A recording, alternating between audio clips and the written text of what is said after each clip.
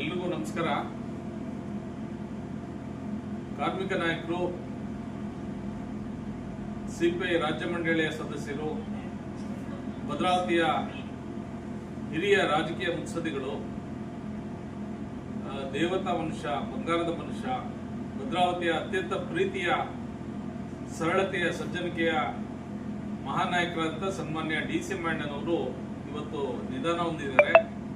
ಇದು ಭದ್ರಾವತಿಯ ಸಮಸ್ತ ಜನರಿಗೆ ಮತ್ತು ಕಾರ್ಮಿಕ ವರ್ಗಕ್ಕೆ ತುಂಬಲಾರದ ನಷ್ಟವಾಗಿದೆ.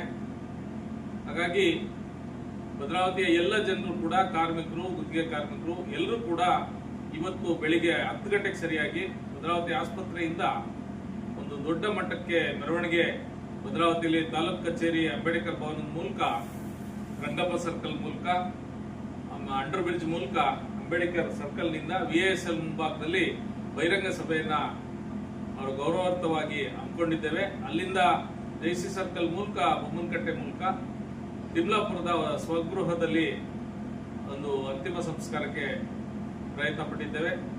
ಸಂಬಂಧಪಟ್ಟಂತ ಎಲ್ಲ ಸಾರ್ವಜನಿಕರು, ಕಾರ್ಮಿಕರು, ಬಹಳ ಮುಖ್ಯವಾಗಿ ಅವರ ಅಣ್ಣನ ಅಭಿಮಾನಿಗಳು ಎಲ್ಲರೂ ಕೂಡ ಆಗಮಿಸಬೇಕಾಗಿ ನಾವು ವಿನಂತಿಸ್ತೇವೆ.